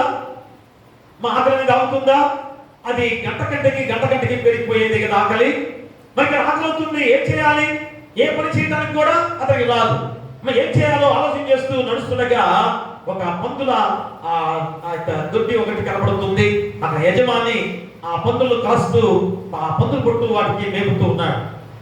ఒకసారి ఆలోచన వచ్చింది, అయ్యో అతని దగ్గరికి వెళితే ఏమన్నా నాకు లభిస్తుందే అని చెప్పేసి అక్కడికి వెళ్ళాడు యజమాని దగ్గరికి. అయ్యా, నాకు ఆకలి అవుతుంది, మరి నాకు ఏమన్నా ఆహారం పెట్టడానికి ఏమన్నా పెట్టయ్యా అంటే, అరే ఏ పని చేయకుండా నీకు ఆహారం పెడతానా?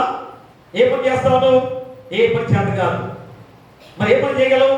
అయ్యా పందులు కాస్తానని చెప్పేసి అన్నాడు. ఏదో తేలికనుకున్నాడు, పందులు కాయటం తేలికనుకున్నాడు. సరే కాస్తావా? జాగ్రత్తగా. మరి నీకు ఇప్పుడు ఆహారం పెట్టను. ఎప్పుడు? నువ్వు పందులు చక్కగా కాస్తే వస్తేనే గాని నీకు ఆహారం నేను పెడతానన్నాడు. మా పందులు తీసుకెళ్ళాడు. మళ్ళా తిరిగి తెచ్చి ఆ దొడ్డులు పెట్టి ఆ మేత పెట్టాలి కదా, ఆ పుట్టును తీసుకొచ్చి ఆ పుట్టును పోస్తుండగా ఆకలి దంచి వేసింది కదా. మనం కూడా అప్పుడప్పుడు ఏం చేస్తుంది, ఆకలి అయినప్పుడు ఆ మామూలుగా అయితే సరిగ్గా ఆకలి కాదు కదా, ఇంట్లో ఏదైనా మసాలాలు కానీ లేకపోతే కూరలు నింపుతున్నప్పుడు ఆ స్మెల్ మనం తగ్గడం ఏమవుతుంది, లోపల మన యొక్క గ్రంథులన్నీ కూడా విపరీతమైన ఆకలి అయిపోతుంది కదా.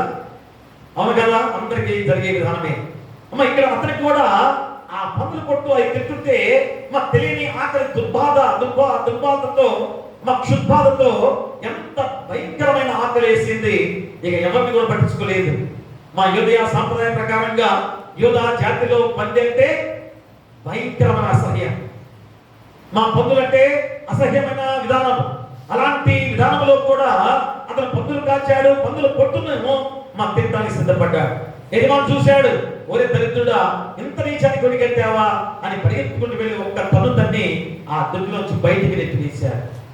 ప్రియులారా, ఎక్కడైతే పడిపోయాడో అక్కడ పడిపోయిన వాడు తిరిగి లేచాడు. ఒక్కసారి ఆలోచన చేసుకోండి. అయ్యో నా తండ్రి ఎంతమంది కూలి వాళ్ళు ఉన్నారు, ఎంతమంది పని వాళ్ళు ఉన్నారు, వారు సైతం కూడా ఎంత సంతోషంగా గృహంలో ఉంటూ ఎంత దీవెనకరంగా వారి జీవితాలను కొనసాగిస్తున్నారో. అయ్యా నా స్థితి ఏంటి, నా పరిస్థితి ఏంటి? ఒక్కసారి ఆలోచన చేసుకున్నాడు. లోపల ఉన్న పరిశుద్ధాత్మ దేవుడు ఎంత చక్కటి ప్రేరేపణ జరిగించిందో చూడండి. ఈరోజు పరిశుద్ధాత్మ దేవుడు చేసే పని అదే. మీరు ఎప్పుడైతే దేవుడి వైపు చూస్తారో అప్పుడే పరిశుద్ధాత్మ దేవుడు పనిచేస్తాడు. అంటే ఆల్రెడీ పనిచేస్తున్నాడు, కానీ నువ్వేం చేస్తున్నావు? ఆ పరిశుద్ధ దేవుడిని నిర్లక్ష్యం చేస్తున్నావు.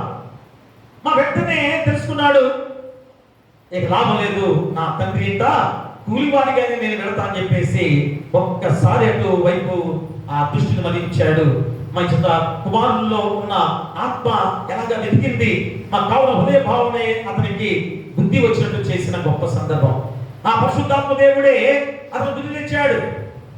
అయ్యా నువ్వు వెళ్ళు, నీ తండ్రి ఇంటికి వెళ్తే చాలా సంతోషంగా ఉంటావు. ఈరోజు మనల్ని కూడా దేవుడు అలాంటి పరిశుద్ధాత్మ దేవుడిని మనలో ఉంచాడు, మన హృదయంలో ఉంచాడు. నువ్వు చేసేది తప్పు అని చెప్పినా కానీ మనం గ్రహించలేని స్థితిలో ఉండి ఎంత పతనావస్థకి చేరుకుంటున్నామో ఆలోచన చేసుకోండి. అందుకని మిమ్మల్ని తండ్రి ప్రేమను ఎరగడు. ఎప్పుడైతే తన పాపము విరిగి హృదయంలో రగిలి నిర్ధారించి తీర్మానం చేసుకున్నాడో అప్పుడు ఆ గడియలోనే లేచి తన తండ్రి ఇంటి వైపు అడుగులేసిన గొప్ప సందర్భమే మారు మనసుకు పరాకాష్ట. మారు మనసుకు పరాకాష్ట అదే. ఎప్పుడైతే ఎక్కడైతే పడిపోయాడో లేచిన తండ్రి ఇంటికి వెళ్తామే, అదే మారు మనసు కలిగే గొప్ప జీవితాన్ని ఈరోజు నీకు గుర్తు చేస్తున్నాను. అందుకనే పాపం నుండి చనిపోయి నూతనంగా బ్రతుకుతా. ఆ పాపం అంతా కూడా సరిపోయిందిక. అయ్యో నాలో పాపం అంతా కూడా తీసివేసుకొని నా తండ్రి ఇంటికి పోతే నాకు మంచి మార్గం అనుకున్నాడు. ఆ మారు మనసు కలిగిన జీవితాన్ని తెలుసుకున్నాడు. కాబట్టి మన యవనేచ్ఛలు లోకాశంత గాలిలో భయంకరమైన ధనంలో ఉన్న స్థితిని ఏ విధంగా దిగజార్చిన పరిస్థితుల్లో దరిద్రునిగా తీర్చిదిద్దిన ఆ భయంకర విషయంలో అతను తానుగా గ్రహించుకున్నాడు. అయ్యో నేను ఏ స్థితిలో ఉన్నానో, ఎలాంటి పరిస్థితుల్లో నా జీవితం పతనమైపోయిందో తెలుసుకున్నాడు.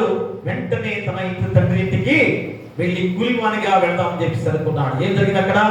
అద్భుతమైన తండ్రి ప్రేమ కనిపించింది. ప్రేమరా, మా మేడగదిపై ఉన్నాడు, ఎదురు చూస్తున్నాడు. నా తండ్రి, నా బిడ్డ ఎప్పుడు వస్తాడని మా కళ్ళు ఏ విధంగా ఆర్పకుండా కూడా చూస్తున్నా తండ్రి ఈరోజు అక్కడ కనపడ్డాడు.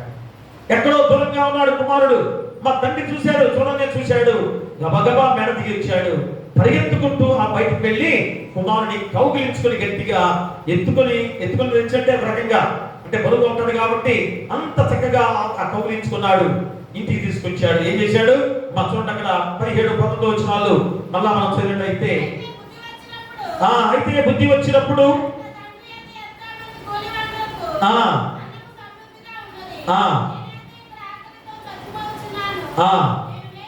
నేను లేచి నా తండ్రి వద్దకు వెళ్ళి నేను పరలోకమునకు విరోధముగాను నీ ఎదుటను పాపము చేస్తని, ఇక మీదట నీ కుమారుని అనిపించుకున్నట్టు యోగ్యుడును కాను. చూసారు, వెంటనే తన పాపాన్ని ఒప్పేసుకున్నాడు. మా పాపంలోంచి చనిపోయి మళ్ళా నూతనంగా జన్మించిన జీవితము పొందుకున్న ఆ గొప్ప విధానం. కాబట్టి కదా చూడండి 23వ వచనంలో 22వ వచనం చెబుతున్నట్లయితే, తండ్రి తన దాసులను చూచి, ఇంకా 21వ వచనంలో కూడా 20వ వచనంలో కూడా చూడండి, తండ్రి నేను పరలోకమునకు విరోధముగాను నీ ఎదుటను పాపము చేస్తని, ఇక మీదట నీ కుమారుడిని అనిపించుకున్నట్టుకు యోగ్యుడును కాను. అయితే తండ్రి తన దాసులను చూచి ప్రశస్త వస్త్రము త్వరగా తెచ్చి వీరికి కట్టి వీరి చేతికి ఉంగరం పెట్టి పాదములకు చెప్పులు తొలగించుడి, త్రొక్కిన పశువు తెచ్చి వధించుడి, మనము తిని సంతోషపడదాము. ప్రియరా, చూడండి ఎంత గొప్ప విధానం ద్వారా మా 3 సందర్భాలు ఈరోజు మనం గుర్తు చేసే ఆ గొప్ప విధానం.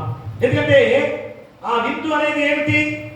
మా పశువును వధించి విందు చేసిన విధానం ఏంటి? పరలోక రాజ్యం విందు. మొన్న మనకి ఆదివారం వచ్చింది కదా, పరలోక రాజ్యం విందుకి ఆహ్వానించబడ్డ గొప్ప విధానం. అంటే ఈ కుమారుడు అర్హత పొందాడు. ఎప్పుడైతే బాల మనసు పొందుకున్నాడో పరలోక రాజ్యానికి ఆహ్వానం ద్వారా ఆ విందుకు అర్హత పొందుకున్నాడు. కాబట్టి ఆ విందుని ఇక్కడ మనం చూపిస్తున్నాడు. రక్షణను అక్కడ చూపించాడు, నీతి అనేది కూడా చూపించున్నాడు కదా. రక్షణ, నీతి, విందు అంటే పరలోక రాజ్యపు విందు అంటే పరిపూర్ణమైన జీవితాన్ని మా కుమారుడిగా పొందుకున్న స్థితిని ఇక్కడ మనం గుర్తు చేస్తున్నాడు. కాబట్టి తండ్రి నీ కూలి వాళ్ళలో ఒకరిగా పెట్టుకోమని అడిగేందుకు సంసిద్ధుడై రావటమే అతనిలో ఉన్న అహం తగ్గటానికి కారణం. చూసారా, మా తండ్రి ఇంటికి నేను వెళ్ళి కూలివాడిగానే చేస్తాను, కానీ ఒకప్పుడు ఎలా ఉన్నాడు? భయంకరమైన నాకున్న ఆస్తి చాలా ఉంది కనుక ఇష్టానుసారంగా జీవించిన కుమారుడు ఇప్పుడు అహంకారం తగ్గిపోయి చివరికి కూలివాడిగా నేను నా తండ్రి ఇంట ఉంటాను. కానీ తండ్రి ప్రేమ ఎంత గొప్పదో, ఎంత గొప్పగా తండ్రి ప్రేమ చూపించాడో మనం గుర్తు చేస్తున్నాడు. ప్రేమరా, అందుకని తండ్రి ఏ విధంగా ఈరోజు ఈ యొక్క ఫాదర్స్ డే సందర్భంగా ఖచ్చితంగా ఈరోజు మనం ఆలోచన చేసుకోవాలి. ఫాదర్స్ డేలో ఎంత దీవెనకరంగా ఈరోజు మనకు ఏర్పాటు చేసిన సందర్భంలో చక్కటి అంశాలతో ఈరోజు మనం గుర్తు చేస్తున్నాం. చూడండి, మా బిడ్డలు ఎలాంటి స్థితిలో ఉండాలో ఒక్కసారి ఈరోజు మనం ఆలోచన చేసుకోవాలి. ఈరోజు ఫాదర్స్ డే కనుక ఒక్కసారి బిడ్డలు ఈ వాక్యాలను తెలుసుకోవాలి. చూడండి, నిర్గమకాండము 21వ అధ్యాయం 15వ వచనం చదవండి. తన తండ్రినైనను తల్లినైనను కొట్టువాడు నిశ్చయముగా మరణ శిక్ష నొందును. చూసారా ప్రేమరా, ఈరోజు ఫాదర్స్ డే సందర్భంగా బాలులైనా బాలికలైనా ఆడపిల్లలైనా మగపిల్లలైనా ఆలోచన చేసుకోండి. మా తల్లిదండ్రుల్ని ఎలాగా సన్మానించుకోవాలో, తల్లిదండ్రులు ఎలాగ గౌరవించాలో ఫాదర్స్ డే సందర్భంగా గుర్తు చేస్తున్న వాక్యాలు. తర్వాత 17వ వచనం చదవండి. తన తండ్రినైనను తల్లినైనను క్షమించువాడు నిశ్చయముగా మరణ శిక్ష నొందును. చూడండి, ఇంకా సామెత గ్రంథం చూడండి ఒకసారి. సామెత గ్రంథంలో ఎన్ని వాక్యాలు ఉన్నాయి చూడండి. 30వ అధ్యాయము 17వ వచనం చదవండి. తండ్రిని అపహసించి తల్లి మాట వినని వాని కన్ను లోయకాకులు పీకును, పక్షిరాజు పిల్లలు దానిని తినును. ప్రియుడా, తండ్రిని అపహసించి తల్లి మాట వినని వారి కన్ను లోయకాకులు పీకును, పక్షిరాజు పిల్లలు దానిని తినును. అలాగే 15వ అధ్యాయం చూడండి. 15వ అధ్యాయము 20వ వచనం చదవండి. జ్ఞానం గల కుమారుడు తండ్రిని సంతోషపెట్టును, బుద్ధిహీనుడు తన తల్లిని తిరస్కరించును. ప్రియుడా, జ్ఞానం గలవాడు తండ్రిని సంతోషపెట్టును, బుద్ధిహీనుడు తన తల్లిని తిరస్కరించును. అలాగే 19వ అధ్యాయము 26వ వచనాన్ని చదవండి. తండ్రికి కీడు చేసి తల్లిని తరిమివేయువాడు అవమానమును అపకీర్తిని కలుగు చేయువాడు. ప్రియుడా, తండ్రికి కీడు చేసి తల్లిని తరిమివేయువాడు అవమానం అపకీర్తిని కలుగు చేయువాడు. ఎంతమంది రోజు మా వృద్ధాప్యంలో తల్లిదండ్రులను మా నెట్టి వేస్తున్నారు, గెట్టి వేస్తున్నారు. ఎంత భయంకరంగా ఈ రోజు ఉంటున్నారో అది కూడా ఈరోజు మనం ఆలోచన చేసుకోవాలి. ఈ ఫాదర్స్ డే సందర్భంగా మనందరం కూడా ఆలోచన చేసుకోవాలి. ఇక్కడ చూడండి 29వ అధ్యాయము సామెతల గ్రంథములు 29వ అధ్యాయము 15వ వచనాన్ని చదవండి. బెత్తమును గద్దింపును జ్ఞానము కలుగు చేయను, అదుపు లేని బాలుడు తన తల్లికి అవమానము తెచ్చును. మిమ్మల్ని చూడండి, బెత్తమును గద్దింపును జ్ఞానము కలుగు చేయను. తండ్రిగా తల్లిగా దండించాల్సిందే బిడ్డల విషయంలో. అయ్యా, ప్రేమ చూపించేవారిగా ఉండొచ్చు, ప్రేమ చూపించవచ్చు, కానీ మా తప్పు చేసినప్పుడు దండించే వారిగా ఉండాల్సిన బాధ్యతను కూడా గుర్తు చేస్తున్నాడు. అలాగనే 23వ అధ్యాయం చూడండి ఒకసారి. 23వ అధ్యాయం 22వ వచనం. నిన్ను కరిన నీ తండ్రి ఉపదేశం అంగీకరించుము, నీ తల్లి ముదిము యందు ఆమెను నిర్లక్ష్యము చేయకుము. ప్రియుడా, నిన్ను కరిన నీ తండ్రి ఉపదేశం అంగీకరించుము. మా తండ్రి చెప్పిన మాటలు వింటే బిడ్డలు ఎంత గొప్ప స్థితి పొందుకుంటారు. మా తల్లి అమ్మ ఏ రీతిగా ముదిమి యందు ఆమె నిర్లక్ష్యం చేయకుము. ముసలి వారిగా మారిన తర్వాత కూడా అమ్మ వారిని ఎలాంటి పరిస్థితిగా ఉంచుతున్నారో మనందరం కూడా గ్రహించుకోవాల్సిన విషయమే. ప్రియుడా, మరి మీరు కూడా ఒకప్పుడు కాబోయే ముసలి వాళ్ళే కదా. మరి ఈరోజు మరి తల్లిదండ్రులను ఎలాగా చూస్తున్నారు, ఎంత భయంకరంగా వారిని చూస్తున్నారో రేపు తీర్పు సమయంలో ఇవన్నీ కూడా లెక్కలోకి వస్తాయి. అందుకనే మా ఫాదర్స్ డే సందర్భంగా మా ఫాదర్స్ అయిన వారందరికీ కూడా మరొకసారి శుభాకాంక్షలు తెలియజేస్తూ మా తల్లిదండ్రులకు మీరు చేయాల్సిన గొప్ప విధానాన్ని గుర్తు చేస్తున్నాం. అందుకనే మా విశ్వాస పాత్రుడైన తండ్రికి ఉండవలసిన లక్షణాలు గురించి కూడా నీకు గుర్తు చేస్తున్నాడు. తండ్రిగా నువ్వు కూడా ఎలాంటి స్థితిలో ఉండాలి, దృఢమైన నిర్ణయంతో ఉండాలి. మా ఒకే నిర్ణయం దృఢమైన బలమైన నిర్ణయంతో ఉండాలి. అది తండ్రికి ఉండవలసిన లక్షణంలో మా ఆధ్యాత్మిక నాయకత్వంలో ఉండాలి కదా.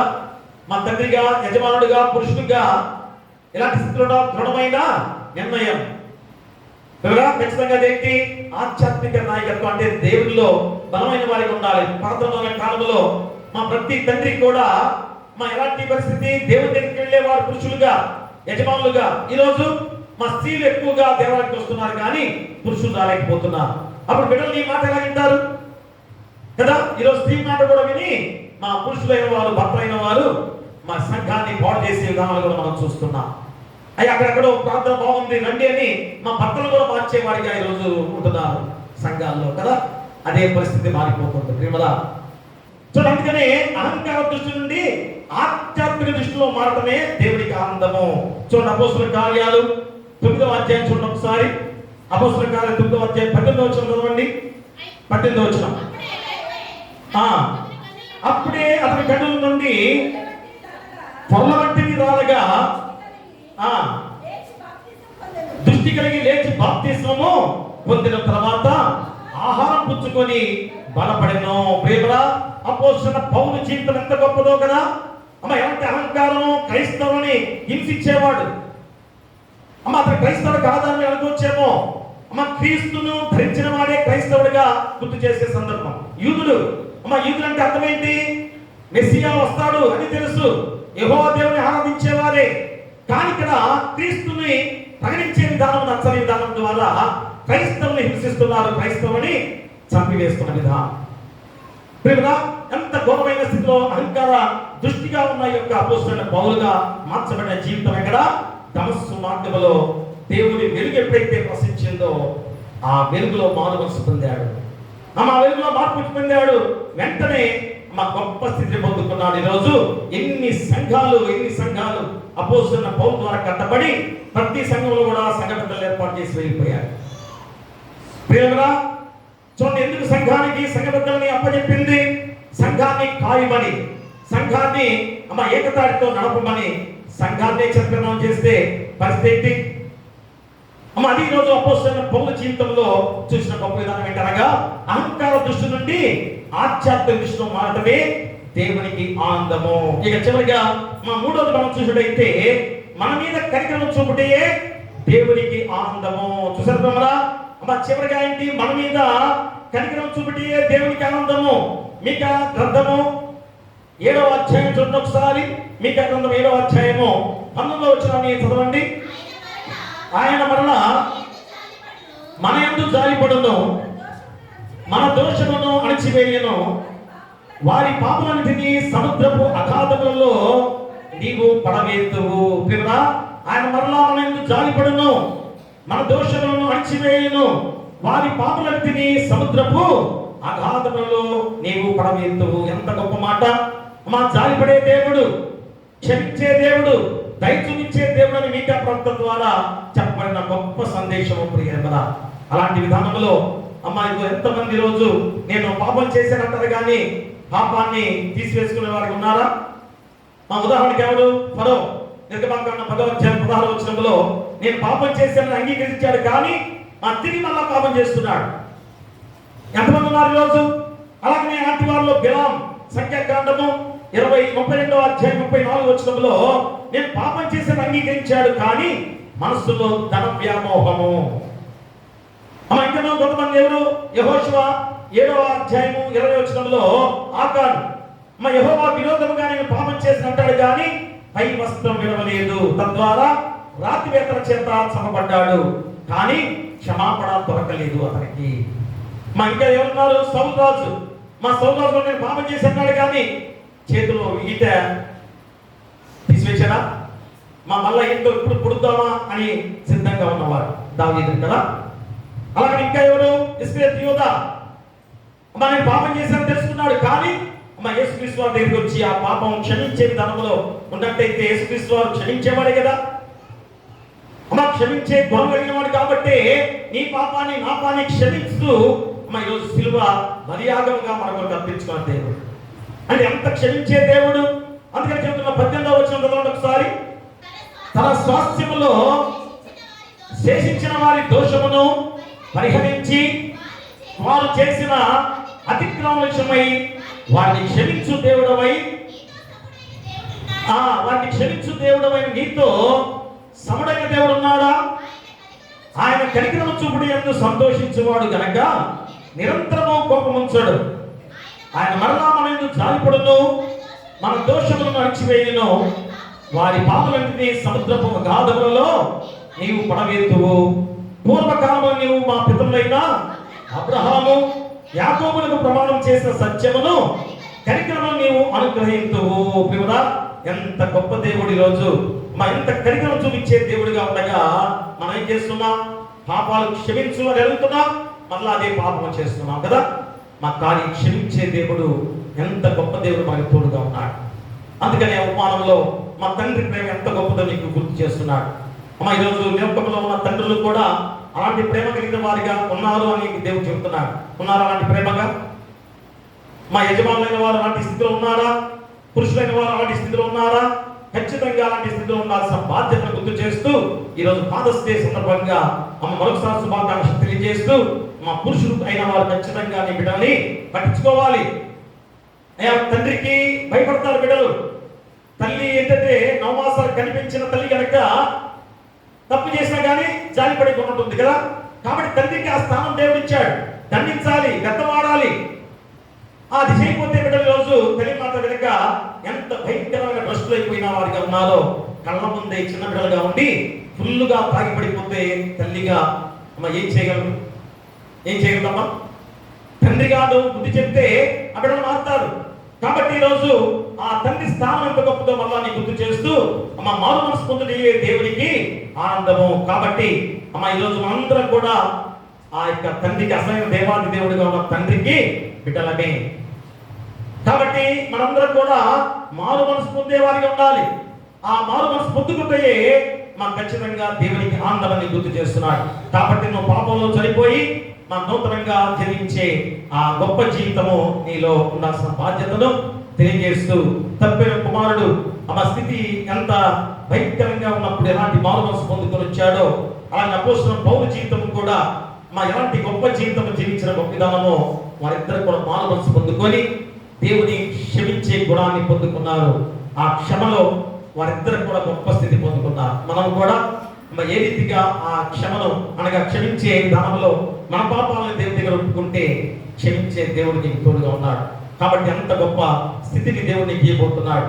అలాంటి విధానంలో ఈరోజు తప్పిన కుమారుడు ఎవరో రెండవ ఆరాధనలో నీకు గుర్తు చేస్తుంది. ఎందుకంటే తండ్రి ప్రేమ చిన్న కుమారుడికి అంతే ఉంటుంది, పెద్ద కుమారుడికి అంతే ఉంటుంది, అందరి సమానమే తండ్రికి. కానీ ఈరోజు ఎవరు తప్పిపోయిందో రెండవ ఆరాధనలో చెప్పే గొప్ప అంశం. కాబట్టి ఇప్పుడైనా కానీ మనం తెలుసుకొని మారు మనసు పొందుకునే దేవునికి ఆనందం తెలుసుకొని ఇప్పుడైనా కానీ అందరూ కూడా మారు మనసు పొందుకునే బిడ్డలుగా ఉండాలని కోరుతూ మీకును మీ కుటుంబాలకును సదాకాలం దేవుడు తోడైనను గాక. ఆమేన్. సమస్త జ్ఞానం ఇచ్చిన దేవుని సమాధానము యేసుక్రీస్తు వలన మీ హృదయములకును మీ తలపులకును కావలేనును గాక. ఆమేన్. దేవా నాయందు శుద్ధ హృదయము కలుగచేయుము,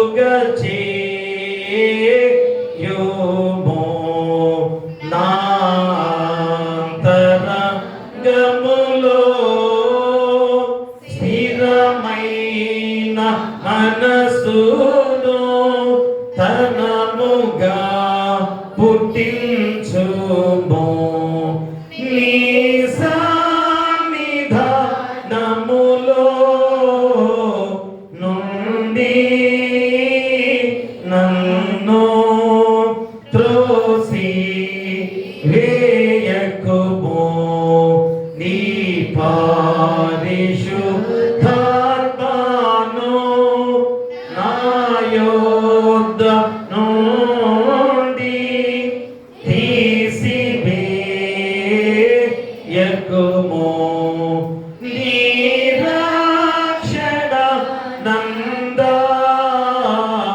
మోదకుమారాల పుట్టించుము. సమ్మాతిగల మనసు కాలుగా చేసి నన్ను దృఢపరచుము. దయచేసి కూర్చోండి. కొంత కానుక మొక్కుబడి కనుక అందించినటువంటి ముందుకు వచ్చి దేవుని ఆశీస్సులు పొందుకోవాల్సిందిగా కోరి ప్రార్థిస్తున్నాం.